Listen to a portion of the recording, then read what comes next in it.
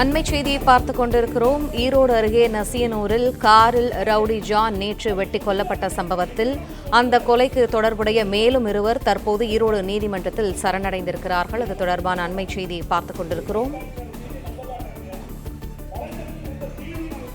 இது தொடர்பான கூடுதல் தகவல்களை எமது செய்தியாளர் ரவி வழங்க கேட்போம். ரவி, வணக்கம். முழு விவரங்கள் என்ன?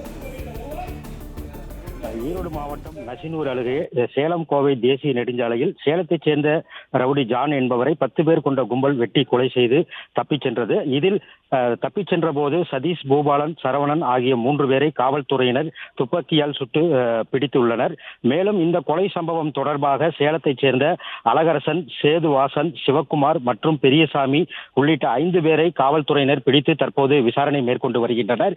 இந்த கொலை சம்பவம் தொடர்பாக சேலத்தைச் சேர்ந்த சலீம் மற்றும் ஜீவகன் என்ற ஆகிய இருவர் தற்போது ஈரோடு குற்றவியல் நடுவர் நீதிமன்றம் எண் 3 சரணடைந்திருப்பதாக தகவல் வெளியாகி இருக்கிறது. இதனைத் தொடர்ந்து இந்த குற்றவாளிகளை காவல்துறையினர் தொடர்ந்து விசாரணை மேற்கொள்வதற்கு திட்டமிட்டு இருக்கின்றனர்.